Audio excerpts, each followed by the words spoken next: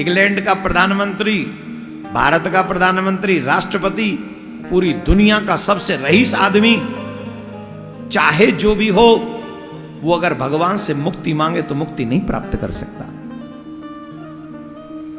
मैं लिख के दे सकता हूं इस बात को। वो इसके अधिकारी नहीं होंगे। अधिकारी तो समर्पित ही होगा जिसने टोटली सरेंडर कर दिया है, और जो भगवान को अपना प्राण मान चुका है उसे मुक्ति मिलेगी ही मिलेगी। अब हम जिनके नाम ले रहे हैं कोई ये ना समझे कि हम उन्हीं से कह रहे हैं ना, ये एक जस्ट फॉर एग्जाम्पल है। अभी हमारे भारत में प्रधानमंत्री, राष्ट्रपति से ऊंची पोस्ट कोई नहीं है।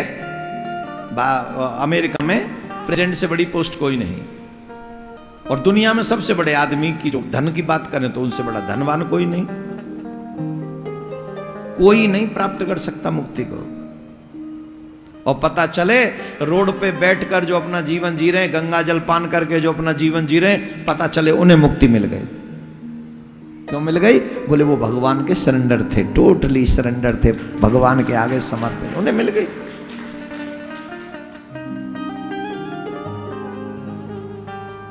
एक पुराण में यमराज, नरसिंह पुराण में, कौन से पुराण में? नरसिंह पुराण में यमराज नरक में उपस्थित नारकीय लोगों को अचानक से उपदेश देने लगे। वो तरस रहे थे, तड़प रहे थे, दुखी हो रहे थे। नरक में तो यातनाएं होती ही होती हैं, होती है कि नहीं होती? होती हैं। तो बड़ी यातनाएं थी। तो अचानक से, वो भी तो वैष्णव हैं, वैष्णव परम धर्म को मानते हैं, श्री धर्मराज जी, उनको दया आ गई। तो उनको दुखी देखकर धर्मराज माने यमराज ने कहा, अरे पापियों, मुक्ति पाना कितना सरल था। ध्यान से सुनिएगा, माला थोड़ी वहीं रोक लो उसी मन के पे। दो काम एक संग इसीलिए नहीं करने चाहिए, दोनों जगह ध्यान बटा रहता है ना। उसको रोको वहीं रोक लो, और इसको ध्यान से सुनो।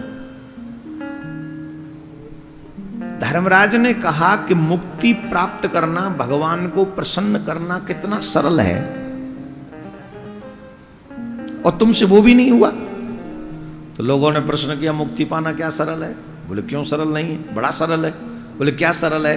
बोले दो ही काम करने थे तुमको। जितनी जल्दी भगवान को प्रसन्न किया जा सकता है, उतनी जल्दी किसी और को प्रसन्न किया ही नहीं जा सकता। बोले भगवान कैसे जल्दी प्रसन्न हो जाते? वो बहुत जल्दी प्रसन्न होते हैं। बोले कैसे प्रसन्न होते हैं? बोले दो ही काम करने हैं। सालिग्राम पे थोड़ा सा जल चढ़ा दो, और एक तुलसी दल चढ़ा दो, और हे कृष्ण में तुम्हारा, हे कृष्ण में तुम्हारा, हे कृष्ण में तुम्हारा, हे कृष्ण में तुम्हारा, मुझे त्यागना नहीं, मुझे स्वीकार करना, मुझे स्वीकार करना। सिर्फ इतना कहना है, सिर्फ इतना कहना है। अब बताओ जल कितना चढ़ाओगे सालिग्राम पे? और तुलसी दल या तो घर में ही है, नहीं भी है तो लाओगे तो कितने का आ जाएगा? तुम जाओ इन दुनिया वालों को जिनको रिश्तेदार कहते हो, उनके घर में उनके बच्चे का बर्थडे हो, जाके तुलसी का वृक्ष दे आना, देखो कितने खुश होते हैं। वो होंगे? बोलो, खुश होंगे? अच्छा 5,000 रुपए का कुछ गिफ्ट भी देना, खुश होंगे? इतना बड़ा आदमी बनता है, 5,000 है, बेकार है।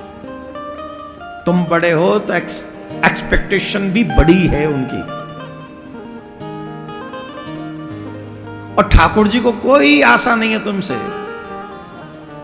वो कहते बस जल चढ़ा दे, 2 तुलसी दल चढ़ा दे, मैं बिक गया, मैं तेरा हो गया। अब हमसे बड़ा निकृष्ट कौन होगा कि हमसे न तो वो जल चढ़ता है और न तुलसी दल चढ़ता है? हमसे निकृष्ट कौन होगा? है कोई? बोलो। जो हमारी खाल खींचने में लगे होते हैं, दिखावा करने के लिए, उन पे हम लाखों रुपए और घंटों बर्बाद कर देते हैं। और जो हमें मुक्त कर सकते हैं, उनके लिए हमारे पास न तो जल है और न तुलसी दल है। कितना सरल है। नरसिंह पुराण में लिखा है, यमराज कहते हैं जब मनुष्य दोनों हाथ उठाकर कृष्ण कृष्ण कहता है, कृष्ण कृष्ण कहता है, कृष्ण कृष्ण कहता है, तो इसका फल क्या है जानते हो? बोले क्या है इसका फल? बोले इसका ये फल है कि जैसे कमल को, जल को चीर कर कमल बाहर निकल आता है। तुम लोगों का शरीर अगर जल में डूब जाए तो बाहर निकलता है, लेकिन कमल में कितनी जान होती है? तुम में ज्यादा जान है कि कमल में? जवाब दो, तुम में ज्यादा जान है कि कमल में? हम डूब जाते हैं जिसमें ज्यादा जान है, और कमल में जान ही नहीं है, फिर भी बाहर निकल आता है, ऊपर रहता है जल के।